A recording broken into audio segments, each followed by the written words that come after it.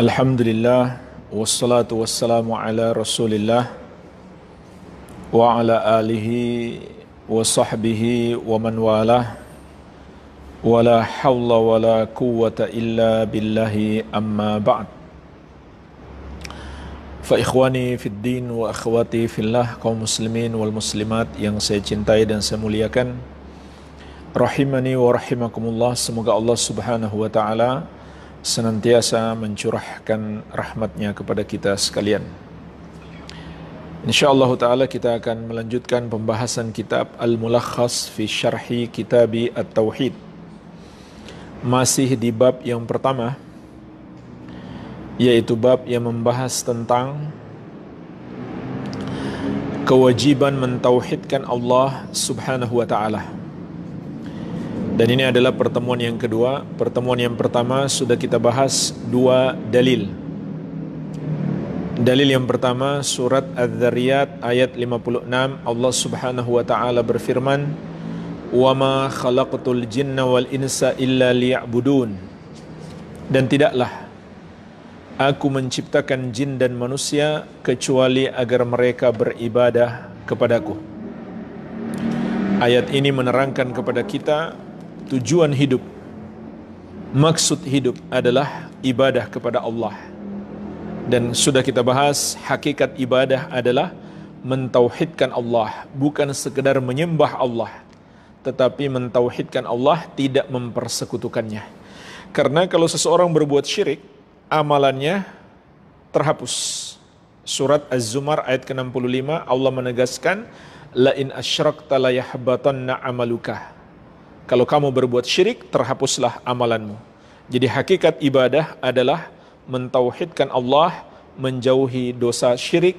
Inilah maksud hidup kita. Ini ringkasan pelajaran dari dalil yang pertama. Adapun dalil yang kedua, surat An-Nahl ayat ke-36, Allah Azza wa Jalla menegaskan, "Walaqad ba'atsna fi kulli ummatir rasulah an i'budullaha wajtanibut tagut." Dan sungguh kami telah mengutus pada setiap umat itu seorang rasul. Setiap rasul menyerukan kepada kaumnya, "Wahai kaumku, sembahlah Allah, yaitu Allah yang satu saja, dan jauhilah tagut." Tagut itu maknanya semua yang disembah selain Allah Subhanahu wa taala. Ayat ini menerangkan kepada kita, tauhid harus dibangun di atas dua rukun. Yang pertama, al-itsbat, penetapan. Itulah yang terkandung dalam kalimat ani'budullah, sembahlah Allah. Penetapan ibadah hanya untuk Allah. Yang kedua, an-nafyu, penafikan. Yang terkandung dalam wajtanibu tagut, jauhilah tagut. Artinya kita nafikan, kita ingkari, bahkan kita jauhi peribadahan kepada selain Allah. Inilah hakikat tauhid.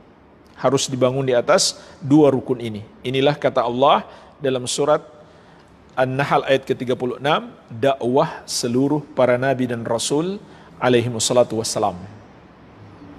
Walhamdulillah, ini ringkasan pembahasan sebelumnya. Dalil yang pertama dan dalil yang kedua. Sekarang kita masuk dalil yang ketiga. Wa qauluhu subhanahu wa ta'ala, Allah Subhanahu wa taala berfirman, "Wa qada rabbuka alla ta'budu illa iyyahu wa bil walidaini ihsanan." Dan Rabbmu telah menetapkan, janganlah kamu menyembah kecuali kepadanya, kepada Allah semata. Dan hendaklah kamu berbuat baik kepada kedua orang tuamu. Surat Al-Isra ayat ke-23. Inilah jemaah sekalian, dalil yang ketiga dari bab yang pertama. Bab yang menjelaskan tentang kewajiban mentauhidkan Allah Subhanahu wa ta'ala. Dalam ayat ini Allah menjelaskan kepada kita dua kewajiban terbesar. Yang pertama mentauhidkan Allah, yang kedua berbakti kepada kedua orang tua. Kalau begitu, di sini kita bisa petik pelajaran, tauhid adalah kewajiban terbesar, dan begitu pula berbakti kepada kedua orang tua adalah kewajiban terbesar setelah tauhid. Baik, kita langsung masuk saja dalam penjelasan Syekh Al-Allamah Profesor Dr. Shalih Al-Fauzan hafizahullah. Beliau menyebutkan dalam ayat ini ada 5 pelajaran. Ada 5 pelajaran yang bisa kita petik dari ayat ini. Pelajaran yang pertama, anna tauhida awwalu ma amarallahu bihi minal wajibat. Bahwasanya tauhid adalah kewajiban pertama yang Allah perintahkan. Wa huwa awwalul huquq alwajiba 'alal 'abdi. Maka tauhid itu adalah hak yang wajib ditunaikan oleh setiap hamba. Inilah pelajaran yang pertama. Tauhid adalah kewajiban yang pertama dan hak yang paling utama yang harus diprioritaskan oleh setiap hamba untuk ditunaikan. Kenapa jemaah sekalian Syekh berkata begitu? Karena Allah menyebutkan kewajiban mentauhidkan Allah terlebih dahulu, kemudian berbakti kepada orang tua. Dari 2 kewajiban, Allah sebut yang pertama, kewajiban mentauhidkan Allah terlebih dahulu harus ditunaikan. Maka oleh karena itu, di sini tercabang pelajaran. Dari poin yang pertama, kita bisa petik cabang pelajaran, yaitu hak Allah tentu lebih besar daripada hak orang tua kita. Sehingga kalau seandainya orang tua kita menyuruh kita berbuat dosa, maka saat itu orang tua kita tidak berhak ditaati. Kenapa? Karena hak Allah lebih besar. Kalau seandainya orang tua kita menyuruh kita berbuat dosa, maka orang tua kita saat itu tidak berhak ditaati. Tapi ingat, bukan berarti kemudian kita bentak orang tua kita, tidak. Tetap harus berakhlak baik. Cuma sekedar kita nggak taat, nggak mau.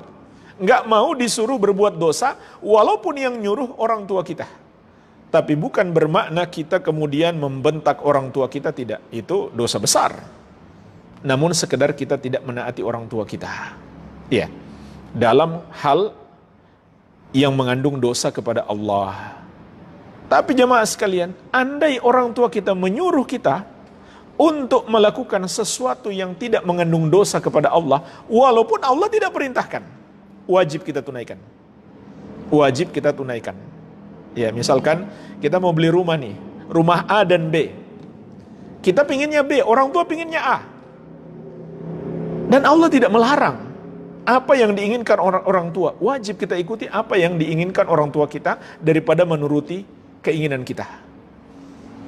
Jadi, kalau orang tua menginginkan atau menyuruh kita melakukan sesuatu yang tidak mengandung dosa, walaupun Allah juga nggak perintahkan sebenarnya, wajib kita taati. Apalagi kalau orang tua menyuruh kita melakukan apa yang Allah perintahkan. Jadi kesimpulannya ada 3 perintah orang tua.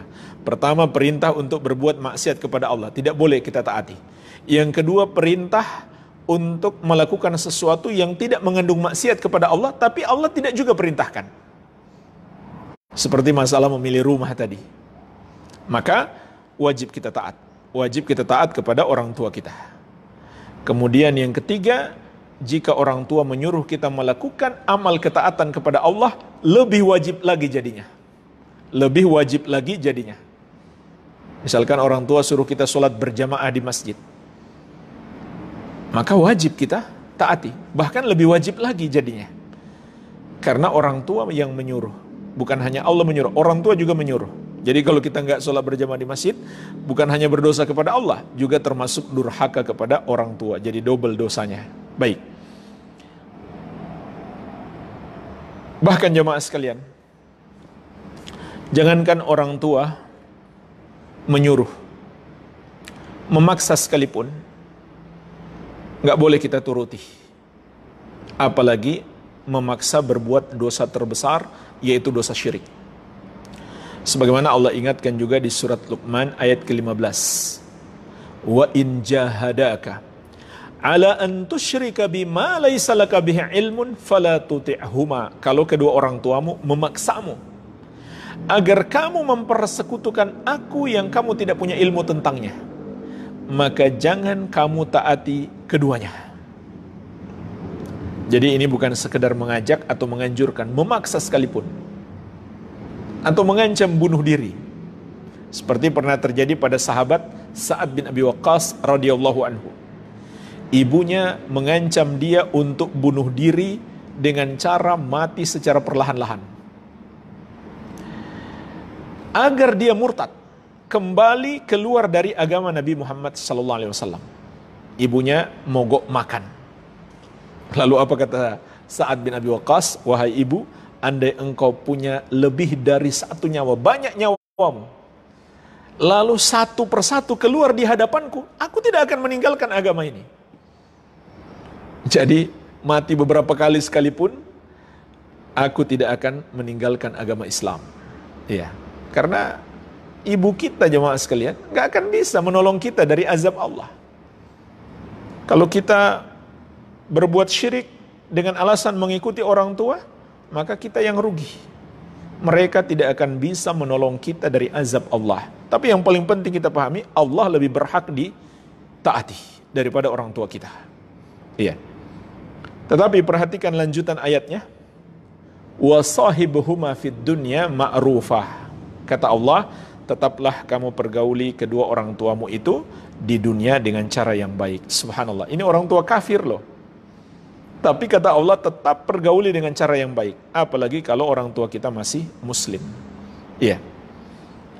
Baik, ini pelajaran yang pertama dan cabang-cabang pelajaran yang bisa kita petik darinya. Pelajaran yang kedua, kata Syekh, ma fi kalimati la ilaha illallah minan nafyi wal itsbat. Di dalam ayat ini terkandung padanya pelajaran seperti yang ada pada kalimat la ilaha illallah, yaitu an-nafyu wal itsbat. Jadi jemaah sekalian, susunan ayat ini persis seperti la ilaha illallah. Allah ta'budu, kamu tidak boleh beribadah. Itu sama dengan la ilaha. Itu adalah penafikan.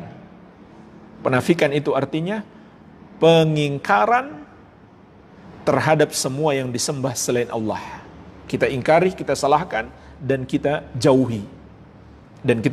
Sebagaimana juga di ayat sebelumnya yang kita bahas, wajtanibu tagut. Seluruh para nabi dan rasul mengatakan, jauhi tagut, jauhi semua yang disembah selain Allah. Kemudian lanjutan ayat, illa iyyahu, kecuali kepadanya, yaitu kepada Allah. Maka ini sama persis dengan illallah. Ini adalah al-itsbat, penetapan, yaitu penetapan keimanan kita bahwa yang berhak disembah hanya Allah semata. Jadi susunan ayat ini persis seperti la ilaha illallah, an-nafyu kemudian al-itsbat. Tapi ayat sebelumnya al-itsbat dulu kemudian an-nafyu. Tidak masalah mau mana yang duluan, yang penting dua-duanya ada. Dua-duanya ada. Kalau seseorang hanya punya itsbat saja, yaitu dia akui Allah berhak disembah, bahkan dalam hidupnya dia tidak pernah menyembah kepada selain Allah, tapi dalam hatinya dia mengatakan atau dia meyakini tidak salah menyembah kepada selain Allah, maka dia bukan seorang muslim. Dia hanya punya itsbat saja, tidak punya an-nafyu. Dia bukan seorang muslim. Kalau dia muslim tadinya batal Islamnya, karena dia belum mengamalkan tauhid. Padahal tauhid itu pintu masuk Islam, syahadat la ilaha illallah. Tapi ingat, syahadat la ilaha illallah juga bisa menjadi pintu keluar dari Islam bagi siapa yang tidak meyakini kebenarannya atau melanggar konsekuensinya. Iya. Sebaliknya, an-nafyu saja, dia nafikan, tidak ada yang dia tetapkan. Itu namanya komunis, ateis. Semuanya dia nafikan. Kalau dia tetapkan saja, tidak menafikan, maka dia disebut musyrik. Kalau dia menafikan saja, tidak ada yang dia tetapkan, maka dia disebut kafir atau mulhid, atau zaman sekarang kita sebut komunis, ateis, dan semisalnya. Iya. Makanya kata Syekh, fa fiha dalilun ala anna tauhid la yaqumu illa ala nafyi wal itsbat. Dalam ayat ini ada dalil bahwasanya tauhid tidaklah tegak kecuali di atas dua rukun ini. Ini juga disebut dua rukun tauhid atau dua rukun la ilaha illallah, an-nafyu wal itsbat, penafikan dan penetapan.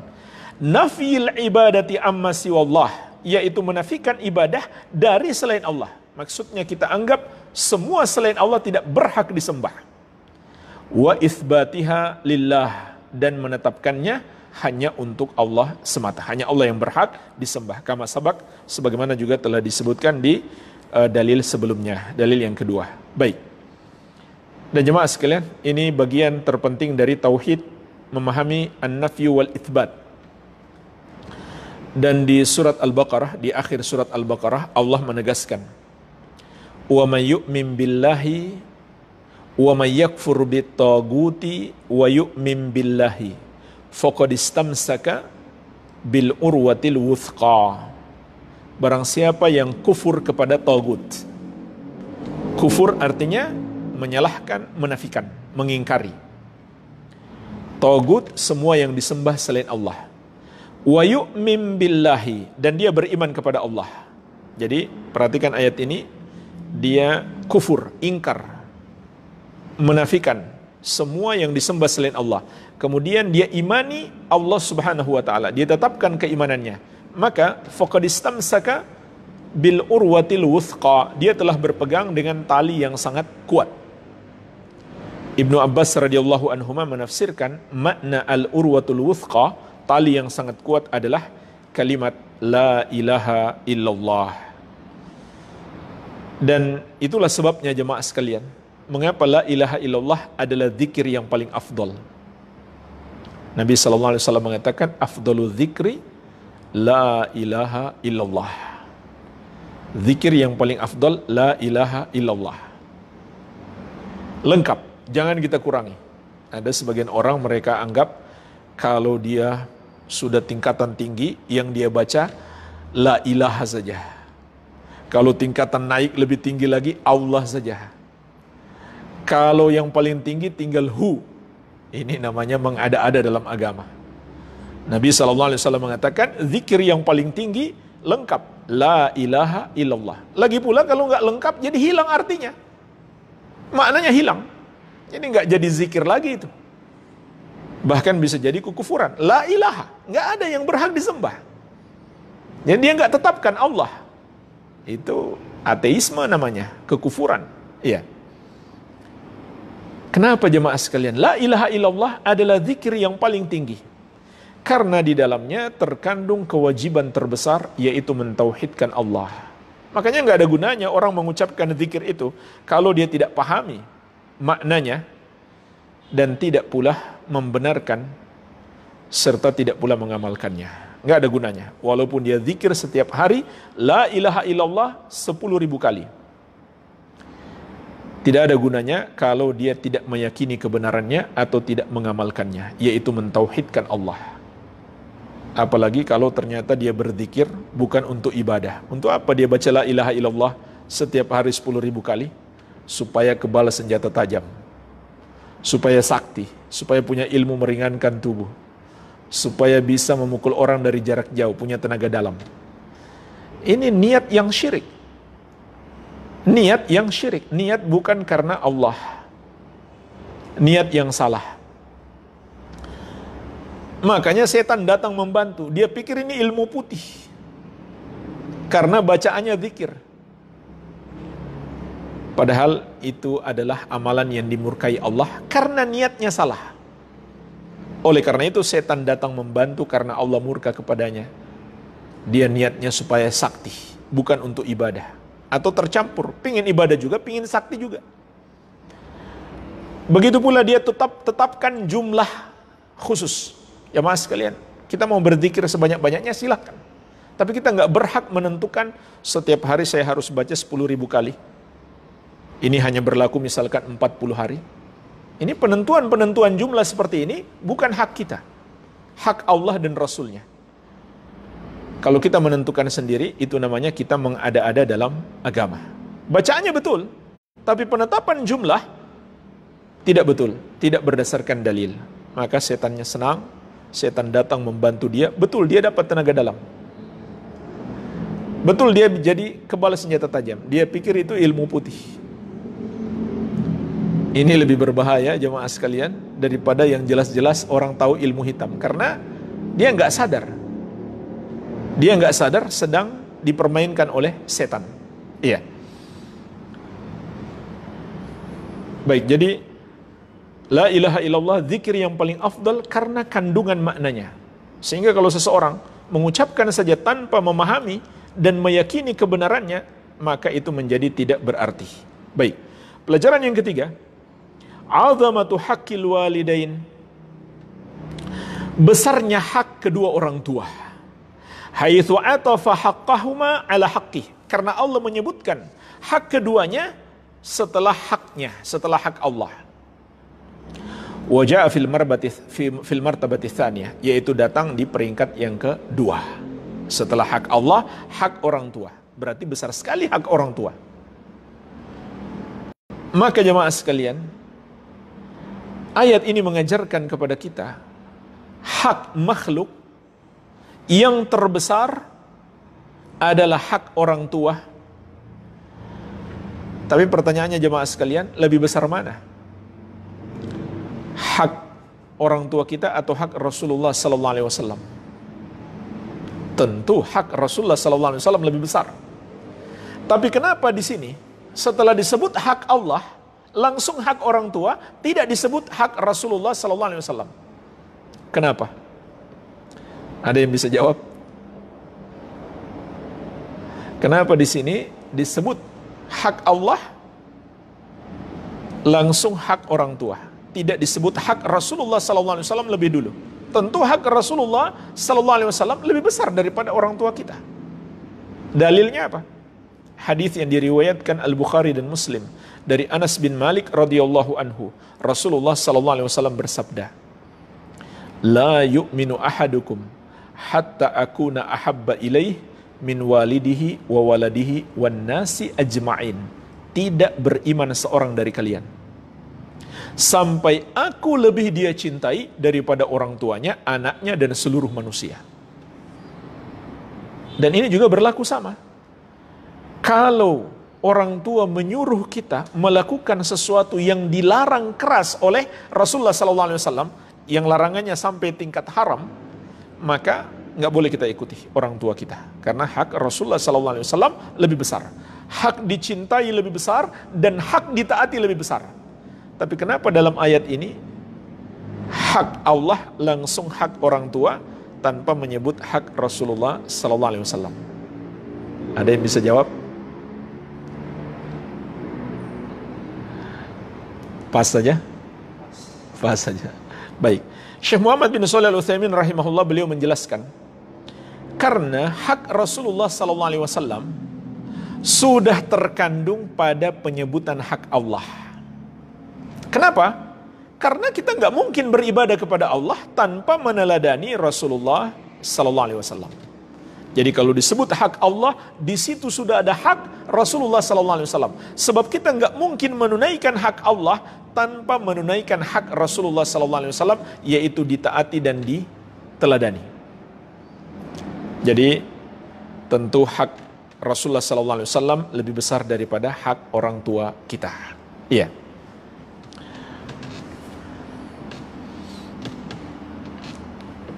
Namun ayat ini mengingatkan kita betapa besarnya hak orang tua, karena disebutkan dalam Al-Quran setelah hak Allah subhanahu wa ta'ala, dan juga sudah terkandung di dalamnya hak Rasulullah sallallahu alaihi wa ala alihi wasallam. Iya. Oleh karena itu di sini kita bisa memetik pelajaran dari semua manusia selain Rasulullah sallallahu alaihi wasallam, yang paling berhak untuk kita berbakti dan berbuat baik adalah orang tua kita. Adalah orang tua kita. Ibu kemudian ayah. Melebihi istri dan anak kita sendiri. Melebihi kakak, adik, tetangga, teman kantor, siapapun dia. Orang tua lebih berhak. Walaupun ini bukan untuk dipertentangkan, tapi dipenuhi hak masing-masing. Iya. Hanya saja kalau misalkan terjadi orang tua kita ingin ini, istri kita ingin itu, maka kita ikuti orang tua kita. Jangan kita ikuti istri kita. Karena orang tua kita lebih berhak. Iya. Tetapi tidak sebaliknya. Bagi seorang wanita, kalau dia sudah menikah, hak suaminya lebih besar daripada hak orang tuanya. Jadi ini pengecualian yang kedua. Pengecualian yang pertama, Rasulullah SAW lebih besar haknya daripada orang tua kita. Pengecualian yang kedua, kalau wanita sudah menikah, suaminya menjadi lebih besar haknya daripada orang tuanya sendiri. Jadi kalau ayahnya pingin A, suaminya pingin B, dia harus ikut suaminya daripada menuruti ayahnya. Walaupun sekali lagi sebenarnya bukan untuk dipertentangkan, tapi dia penuhi hak masing-masing. Namun kalau seandainya terjadi pertentangan, dia harus dahulukan hak suaminya selama tidak menyelisihi syariat Allah tabaraka wa taala. Baik. Pelajaran yang keempat, wujubul ihsan ilal walidain. Wajibnya berbuat baik kepada kedua orang tua bi jami'i anwa'il ihsan, dengan seluruh bentuk kebaikan. Li'annahu lam yakhussa naw'an duna naw'in, karena Allah tidak memberi pengkhususan satu bentuk kebaikan tanpa kebaikan yang lain. Maksudnya jemaah sekalian, ayat ini perintah berbuat baik dalam bentuk umum, sehingga mencakup semua perbuatan baik. Apa saja yang bisa menyenangkan orang tua kita, lakukan selama bukan dosa. Selama bukan dosa. Jadi apa saja? Kita nggak usah tanya lagi, bagaimana caranya saya berbakti kepada orang tua atau berbuat baik kepada orang tua. Nggak usah tanya seperti itu. Semuanya lakukan yang bisa membuat orang tua kita senang. Yang bisa membuat orang tua kita senang. Apakah dengan sekedar menelpon, menanyakan kabar, berbincang-bincang, ataukah dengan harta kita. Kalau itu bisa membuat orang tua kita senang, lakukan. Pokoknya yang bisa membuat orang tua kita senang, yang bermakna perbuatan baik, menggembirakan orang tua kita, lakukan. Apapun itu, selama tidak mengandung dosa. Baik. Pelajaran yang kelima, tahrimu uquqil walidain. Diharamkannya durhaka pada kedua orang tua. Karena Allah menyuruh kita berbuat baik, kalau begitu sebaliknya haram durhaka pada kedua orang tua. Dan jemaah sekalian, di sini ada pelajaran penting. Apabila tauhid kewajiban terbesar, kemudian setelah itu disusul berbakti kepada orang tua, maka begitu pula sebaliknya, dosa terbesar adalah syirik, kemudian durhaka kepada orang tua. Oleh karena itu di catatan kaki, Syekh menyebutkan sebuah hadis yang diriwayatkan Al-Bukhari dan Muslim dari sahabat yang mulia Abu Bakrah radhiyallahu anhu. Rasulullah sallallahu alaihi wasallam bersabda, "Ala unabbiukum bi akbaril kabair." Maukah kalian aku kabarkan dosa terbesar? 3 kali beliau berkata. Qalu bala ya Rasulullah. Sahabat menjawab, tentu ya Rasulullah. Qala, beliau bersabda, al-isyraku billah wa uququl walidain. Dosa terbesar itu adalah mempersekutukan Allah dan durhaka pada kedua orang tua. Jadi ayat ini, hadis ini adalah kebalikan daripada ayat. Ayat menyebut perintahnya, hadis menyebut larangannya. Tapi urutannya sama. Larangan syirik, kemudian larangan durhaka kepada orang tua. Wa jalasa wa kana muttaqian. Kemudian beliau duduk, yang tadinya beliau bersandar. Faqala ala wa qauluz zur. Ketahuilah juga dosa besar adalah ucapan palsu. Ucapan palsu. Atau sumpah palsu. Qala, kata sahabat ini, famazala yukarriruha. Dan Nabi SAW terus mengulang-ulang. Ketahuilah sumpah palsu atau ucapan dusta adalah dosa besar. Terus beliau ulang-ulangi. Hatta kulna, sampai kami berkata, laitahu sakat. Semoga beliau diam. Maksudnya apa? Sahabat merasa kasihan kepada Nabi SAW. Bukan gak mau dengar beliau bersabda, tidak. Tapi sahabat merasa kasihan. Iya. Jemaah sekalian, kita tambahkan lagi satu dalil di kesempatan malam hari ini. Dalil yang keempat. Allah Azza wa Jalla berfirman, wa'budullaha wa la tusyriku bihi syai'a. Dan beribadahlah kepada Allah, dan janganlah kamu mempersekutukannya dengan sesuatu apapun. Surat An-Nisa ayat 36. Asy-Syaikh Al-Allamah Profesor Dr. Shalih Al-Fauzan hafizahullah ta'ala menyebutkan dalam ayat ini 5 pelajaran. Pelajaran yang pertama, wujubu ifradillahi bil ibadah. Kewajiban mengesahkan ibadah untuk Allah. Kewajiban mengesahkan Allah dalam ibadah. Li'anallaha amara bidzalika awwalan. Karena Allah memerintahkan itu pertama sekali. Wa huwa akadul wajibat. Maka tauhid memurnikan ibadah hanya untuk Allah adalah kewajiban yang paling besar. Kewajiban yang paling tinggi. Kenapa jemaah sekalian? Karena ayat ini lanjutannya berbicara tentang 10 hak. Saya bacakan lanjutan ayatnya. Wabil walidaini ihsanan. Dan hendaklah kalian berbakti kepada kedua orang tua. Ini hak yang kedua. Yang pertama hak Allah ditauhidkan dan tidak dipersekutukan.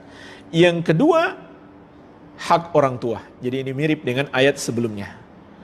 Wabidil kurba. Yang ketiga, hendaklah kalian berbuat baik kepada keluarga.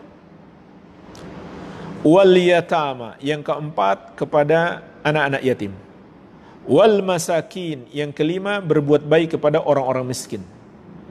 Wal jari dzil kurba. Yang keenam, berbuat baik kepada tetangga dekat. Wal jaril junub. Yang ketujuh, berbuat baik kepada tetangga yang ada di dekat atau di samping kita. Ada 2 penafsiran ulama yang masyhur. Maksudnya adalah teman perjalanan atau maksudnya istri. Wasahibi bil jambi. Yang kedelapan, afwan sebelumnya jemaah sekalian, yang ketujuh tetangga yang jauh. Yang kedelapan itulah yang 2 penafsiran tadi.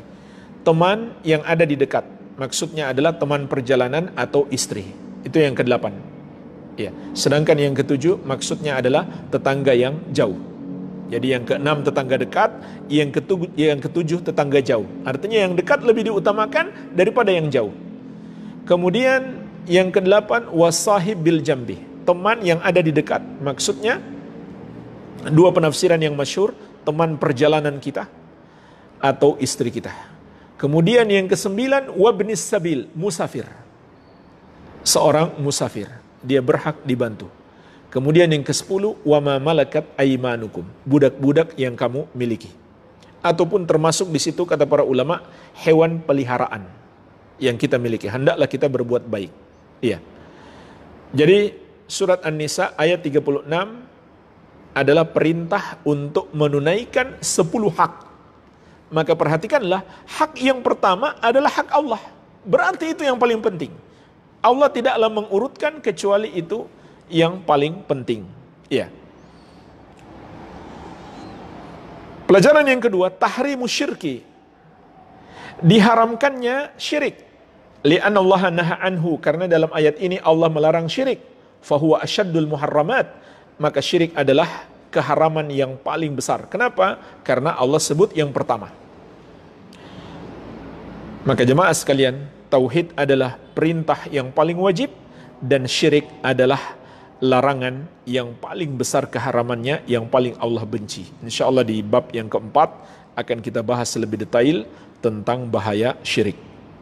Pelajaran yang ketiga, anna jitinaba syirki syartun fi sihhatil ibadah. Bahwasannya menjauhi syirik adalah syarat sahnya ibadah.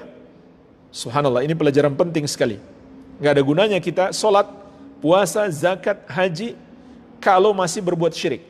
Karena menjauhi syirik syarat sahnya ibadah. Li'anna Allah qarana al-amra bil ibadah bin nahyi anisyirki. Karena Allah menyebutkan bersamaan antara perintah beribadah dengan larangan berbuat syirik. Perhatikan ayat ini, wa'budullaha kata Allah, sembahlah Allah. Kemudian disusul dengan wala tusyriku bihi syai'a. Dan jangan kamu persekutukan Allah dengan sesuatu apapun. Menunjukkan menyembah Allah tidak sah kalau seseorang masih berbuat syirik atau mempersekutukan Allah dengan sesuatu apapun. Pelajaran yang keempat, anna syirka haramun qalilahu wa katsirahu. bahwasanya syirik itu hukumnya haram, bahkan dosa terbesar, sedikitnya maupun banyak. Kabirahu wa saghirahu, besarnya maupun kecilnya. Li'anna kalimata syai'an nakiratun fi siyaki an-nahyi. Karena kata syai'an dalam ayat ini, jemaah sekalian, mari kita pelajari ayat ini dari sisi bahasa Arab. Allah menyebut kata syai'an di dalam ayat ini. Itu disebut kata nakirah dalam bahasa Arab. Apa tanda nakirahnya? Ada yang tahu? Ini bahasa Arab paling dasar nih. Kalau ini nggak tahu berarti parah sekali itu. Bahasa Arab paling dasar. Apa tanda nakirahnya? Tidak ada alif lam. Baik, satu. Tanda yang lain? Bisa saja tanpa alif lam, dia bukan nakirah, Pak. Bisa saja tanpa alif lam, ternyata dia bukan nakirah. Nah, tapi makanya ada tanda yang lain yang lebih kuat. Apa? Seperti nama orang, Muhammadun. Itu bukan nakirah. Walaupun nggak ada alif lam. Itu ma'rifah. Nama orang. Iya. Nah, ada tanwin. Ahsan. Barakallahu fikum. Jadi lumayan lah ya. Harus perdalam bahasa Arab ya. Jadi tandanya adalah tanwin, syai'an. Tanda dia adalah nakirah. Tidak ada alif lam, kemudian dia menggunakan tanwin. Kalau dia menggunakan alif lam, maka tanwinnya hilang. Iya. Nah, dalam bahasa Arab, kata nakirah seperti ini, ketika dia terletak dalam siyakun nahyi, konteks larangan. Maka dalam bahasa Arab, kata Syekh, fata ummu kulla dhalik, memiliki makna umum. Memiliki makna umum. Iya. Jadi ayat ini konteksnya adalah larangan, yaitu larangan berbuat syirik. Kemudian digunakan kata nakirah syai'an, maka maknanya bersifat umum. Jadi dari sisi bahasa Arab kita bisa paham, maknanya bersifat umum. Sehingga mencakup semua bentuk kesyirikan.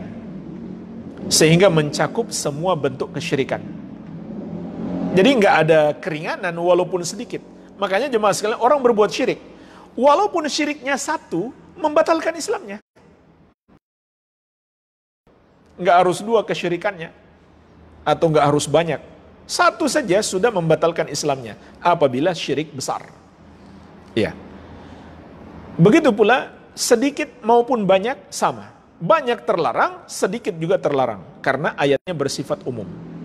Begitu pula jemaah sekalian, karena ayat bersifat umum, maka mencakup kesyirikan dengan siapapun. Inilah pelajaran yang kelima, pelajaran yang terakhir. Juga dipetik dari kata syai'an. Syekh mengatakan, annahu la yajuzu an yushraka ma'allah hadun fi ibadatihi, bahwasannya tidak boleh dipersekutukan bersama Allah seorang pun dalam beribadah kepada Allah. La malakun, tidak malaikat, wala nabiyun, tidak seorang nabi, wala salihun minal awliya, tidak orang saleh dari kalangan para wali, wala sanamun, tidak pula patung. Jadi nggak ada bedanya. Orang menyembah patung dan orang menyembah orang saleh, nggak ada bedanya, sama. Dia disebut musyrik. Orang menyembah malaikat dan menyembah setan hukumnya sama. Bukan malaikat dan setannya yang sama, penyembahnya yang sama. Dua-duanya musyrik. Kenapa? Li'anna kalimata syai'an ammatun. Sebab kata syai'an bermakna umum. Iya. Oleh karena itu jemaah sekalian, ayat ini sekaligus bantahan. Ini tercabang pelajaran. Ayat ini sekaligus bantahan orang yang mengatakan, ya kami kan bukan berdoa kepada patung. Kan yang Allah larang orang musyrik dulu berdoanya kepada patung. Kami berdoa kepada wali. Maka kita bisa jawab dengan ayat ini. Allah melarang berbuat syirik dalam bentuk umum, tidak memberi pengecualian para wali. Makanya orang Nasrani disebut musyrik. Padahal yang mereka sembah seorang nabi yang lebih mulia dari para wali. Maka mereka dihukumi musyrik. Iya. Jadi ayat ini sekaligus bantahan terhadap orang yang membeda-bedakan antara siapa yang disembah atau diibadahi. Allah tidak membedakan. Siapapun yang diibadahi, siapapun yang disembah, hukumnya sama, adalah syirik. Sekali lagi nggak ada bedanya orang menyembah malaikat dan menyembah setan. Dua-duanya disebut musyrik. Menyembah wali dan menyembah berhala. Menyembah nabi dan menyembah batu-batuan, pepohonan dan lain-lain, semuanya disebut musyrik. Yang mukmin hanyalah yang menyembah Allah semata-mata. Sekali lagi, bukan menyamakan antara nabi dengan patung, antara malaikat dengan setan, bukan. Tapi menyamakan antara yang menyembah dan yang menyembah. Nggak ada bedanya yang menyembah ini dan menyembah yang itu, selain daripada Allah tabaraka wa ta'ala. Iya. Walhamdulillah. Inilah yang bisa kita bahas di kesempatan ini. Mungkin ada pertanyaan, saya persilakan.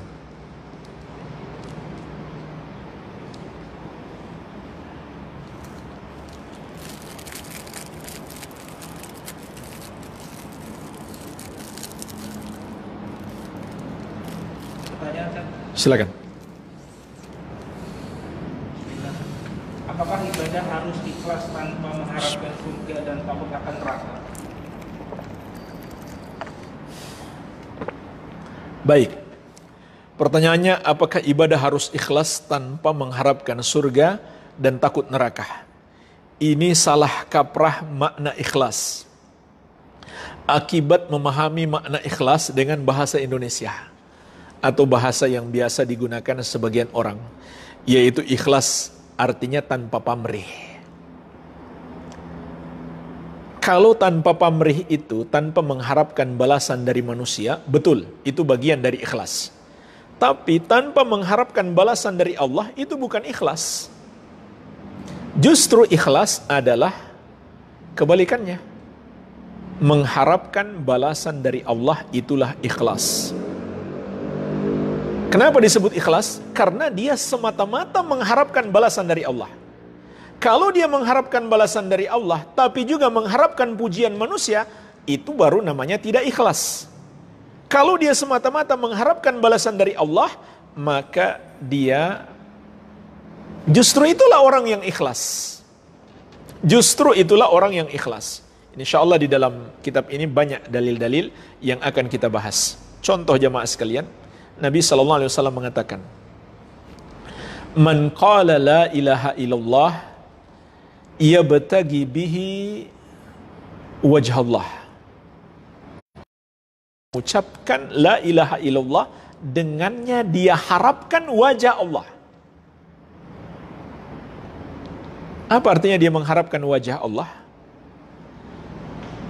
Artinya dia ingin masuk surga supaya dapat kenikmatan terbesar penghuni surga adalah melihat wajah Allah. Kemudian nanti akan kita bahas juga surat Al-Isra ayat ke-56 di bab yang ke-6 akan kita bahas insya-Allah. Allah memuji para nabi dan rasul. Yarjuna rahmatahu wa yakhafuna adzabah. Mereka beribadah dalam harapkan takut azabnya. Rahmat Allah itu apa? Surga lah. Surga. Kasih sayang Allah itu surga. Kasih sayang di akhirat itu surga. Dan di hadis qudsi riwayat Bukhari, Allah mengatakan, Anti rahmati arhamu biki man asya min ibadi. Wahai surga, engkau adalah rahmatku yang aku rahmati denganmu hamba-hambaku yang aku kehendaki. Dipuji oleh Allah orang yang beribadah mengharapkan surga dan takut azab neraka. Lalu ada orang yang mengatakan itu ibadah rendahan. Kata mereka ibadah seperti pedagang mengharapkan keuntungan. Berarti nggak ikhlas. Ini salah kaprah makna keikhlasan. Justru itulah keikhlasan. Terus mengharapkan apa kalau bukan harapkan itu? mengharapkan ridho Allah, sama aja.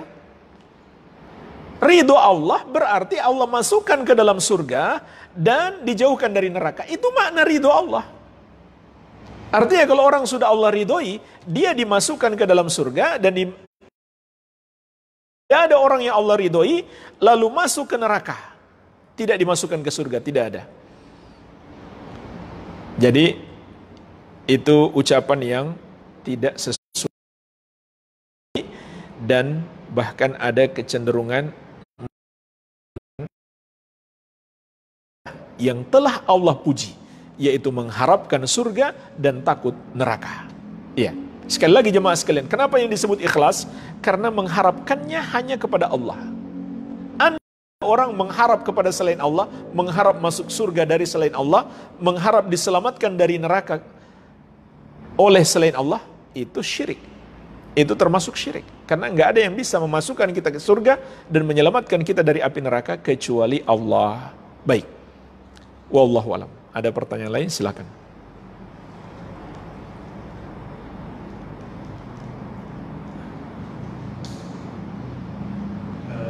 Tadi disebutkan dosa terbesar itu pertama syirik kepada Allah. Yang kedua durhaka kepada orang tua. Tapi untuk wanita itu lebih taat kepada suami. Betul. Iya. Iya. Sampai kalau tidak salah hadis Nabi ada menyatakan kalau ada makhluk lain yang pantas disembah selain Allah, saya perintahkan istri menyembah suaminya. Baik. Apa itu tidak bertentangan? Baik. Maksudnya gini, perempuan itu, istri itu, dia mentaati suaminya, tapi kadang bertentangan dengan orang tuanya. Baik. Dia mendurhakai orang tua. Baik. Jadi pertanyaannya, ayat mengatakan setelah hak Allah hak orang tua.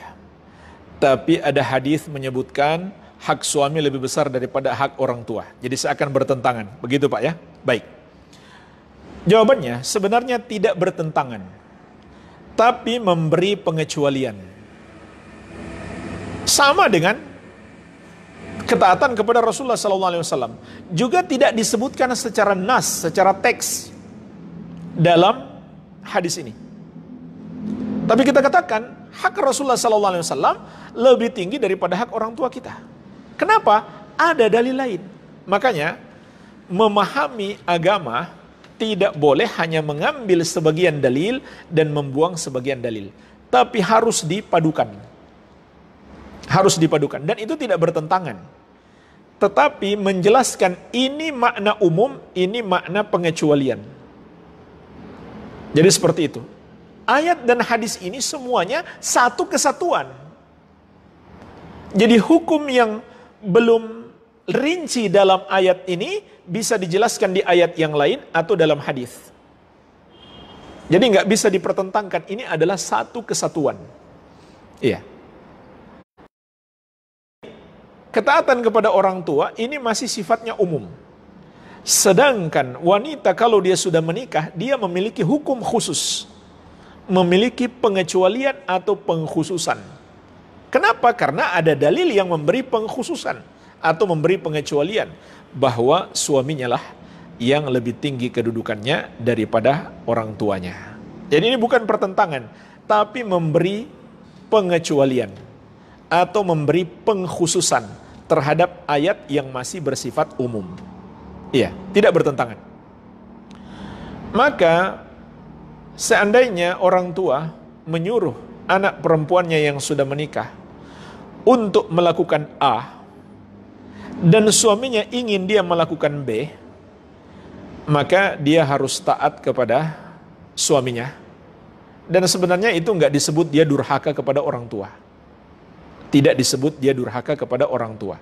Karena dia disebut durhaka kepada orang tua kalau dia melawan orang tuanya sekaligus menyelisihi syariat Allah. Barulah dia disebut anak durhaka.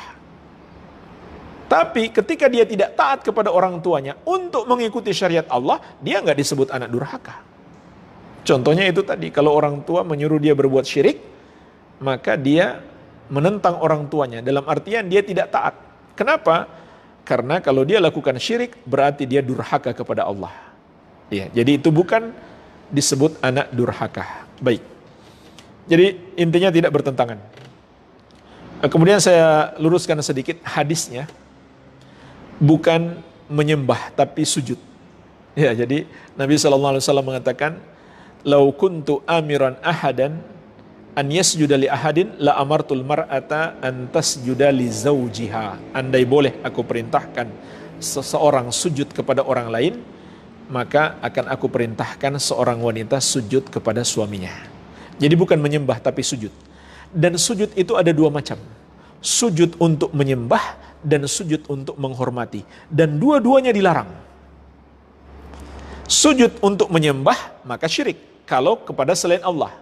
Sujud untuk menghormati selain Allah syirik kecil, mengantarkan kepada syirik besar. Jadi dua-duanya dilarang, dua-duanya tidak boleh dalam syariat. Tapi syariat umat terdahulu boleh. Buktinya apa? Malaikat sujud kepada Adam. Itu syariat umat terdahulu. Itu masih dibolehkan. Bukan malaikat menyembah Nabi Adam alaihissalam, tapi menghormati beliau. Tapi dalam syariat Islam, walaupun sekedar niat menghormati tidak boleh untuk sujud. Jangankan sujud, sekedar membungkukkan badan dilarang oleh Nabi SAW. Jadi seperti orang Jepang ya, kalau ketemu hormat membungkukkan badan, itu nggak boleh. Sekedar sedikit membungkukkan badan untuk menghormati orang dalam syariat dilarang. Tapi kalau dia sujud, lebih besar lagi larangannya. Jadi cukup kita ucapkan salam, itu sudah penghormatan yang sangat besar kepada orang lain. Iya. Nah, pertanyaannya jemaah sekalian, bolehkah kita cium tangan orang tua kita? Bukankah harus membungkukkan badan? Jawabannya boleh.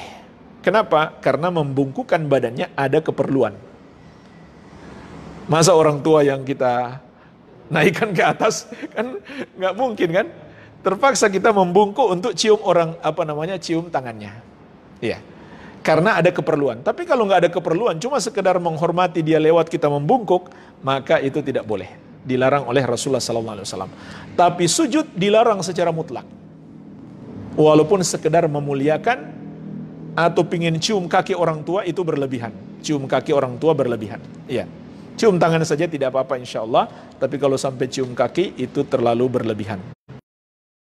Allahu a'lam. Cium tangan kan? Cium tangan kan? Sungkem. Cium tangan bukan? Hah? Untuk apa?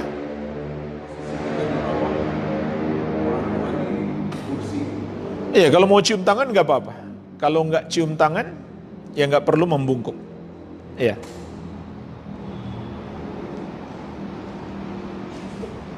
Dan orang tua juga harus paham. Kalau kita sebagai orang tua ya kita paham. Kalau anak nggak membungkuk itu bukan berarti tidak hormat. Iya.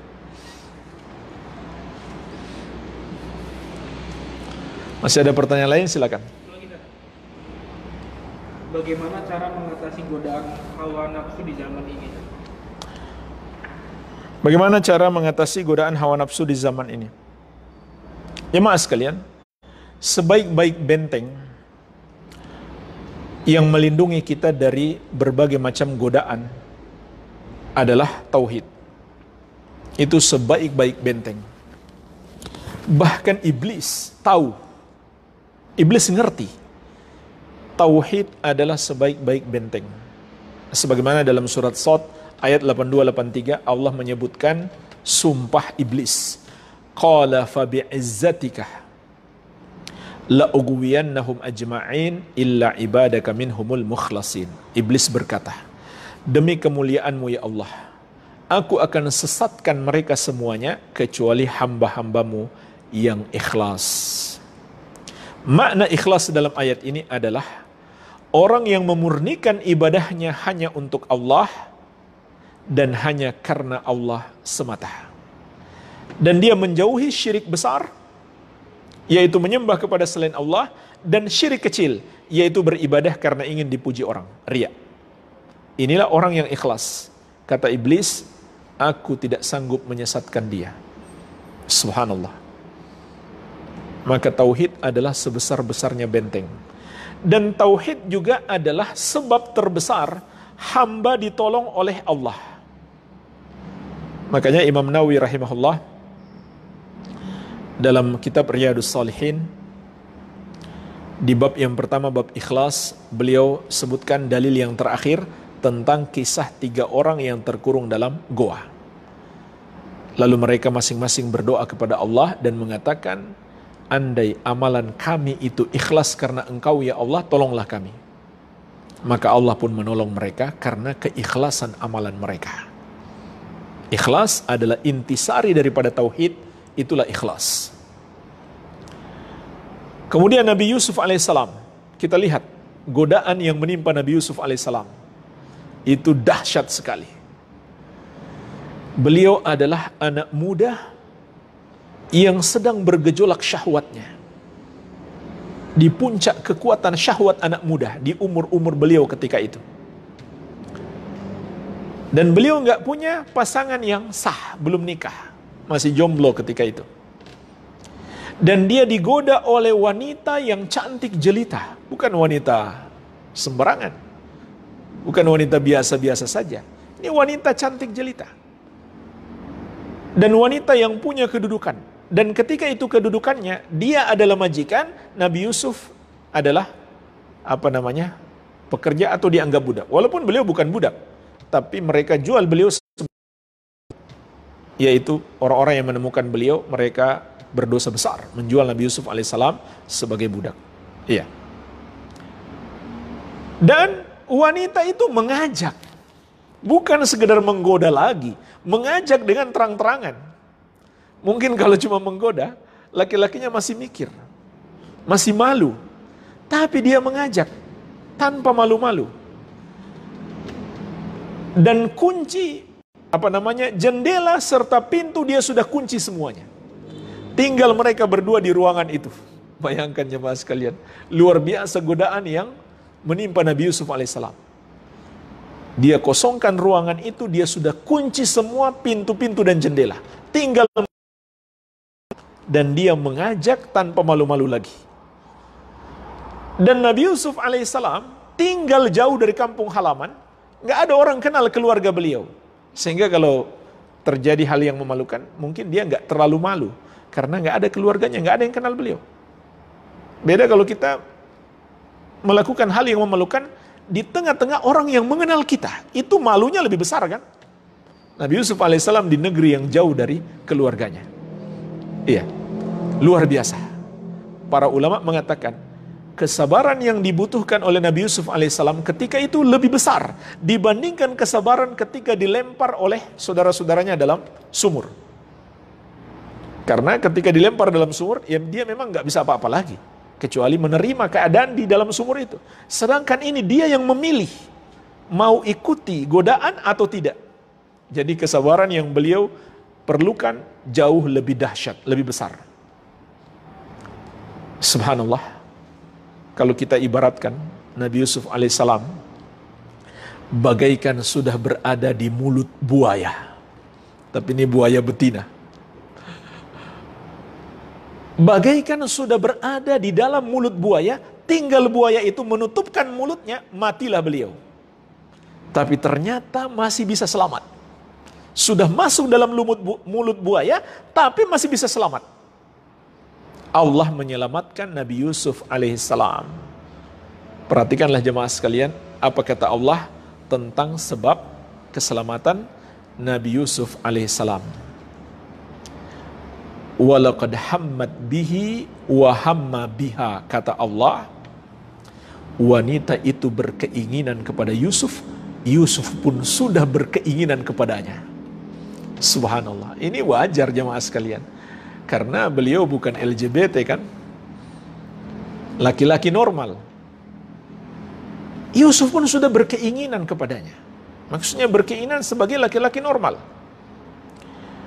Laula ar-ra'a burhana rabbi, Tidaklah Yusuf selamat kalau dia tidak melihat tanda dari Robnya.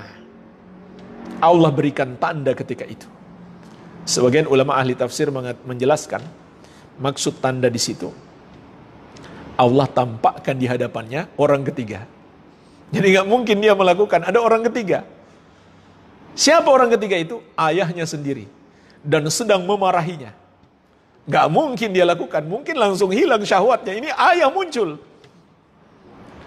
Dan itu betul-betul pertolongan Allah. Zaman dulu kan nggak ada video call. Betul-betul Allah perlihatkan ayahnya muncul sedang marah.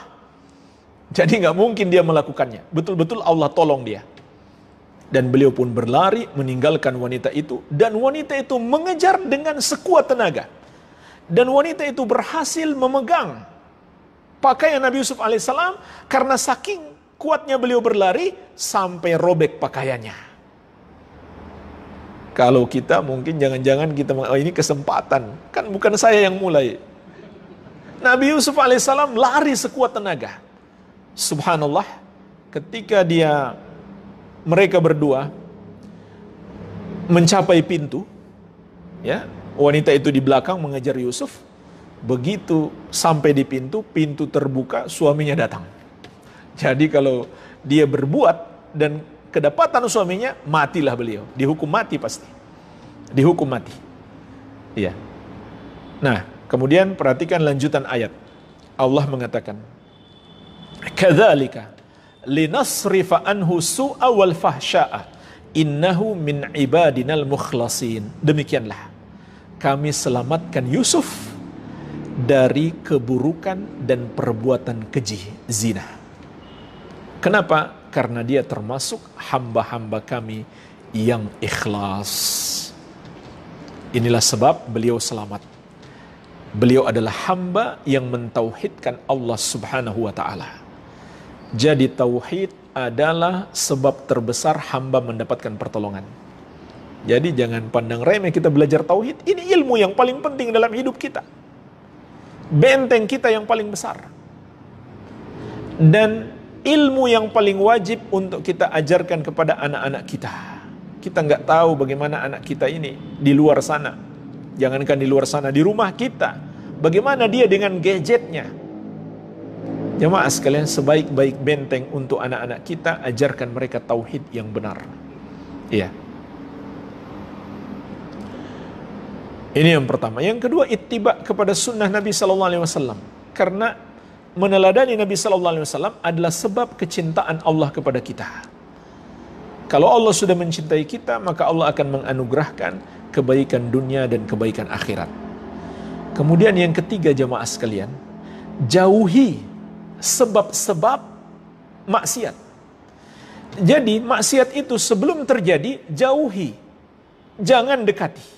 Makanya Allah mengatakan, wala taqrabu az-zina. Jangan kamu dekati zina. Bukan sekedar jangan berzina. Mendekatinya pun dilarang. Jadi saat pegang gadget, janganlah buka yang dapat menjerumuskan kita kepada maksiat. Sudah jangan dibuka. Bahkan kalau di medsos kita ada kawan yang suka nge-share hal-hal yang berbau maksiat, blokir dia. Kalau kita mau selamat. Dan itu bukan memutuskan silaturahmi. Blokir. Daripada nanti kita terjerumus dalam dosa. Bahkan jauhi semua teman-teman yang bisa memberi pengaruh buruk. Itu perintah Nabi SAW. Al-mar'u ala dini khalilih falyanzur ahadukum man yukhalil. Kata beliau, seseorang itu tergantung agama sahabat dekatnya. Bagaimana akidahnya, ibadahnya, akhlaknya, itu sangat bergantung kepada sahabat dekatnya. Maka hendaklah kalian pilih siapa yang mau kalian jadikan sahabat dekat.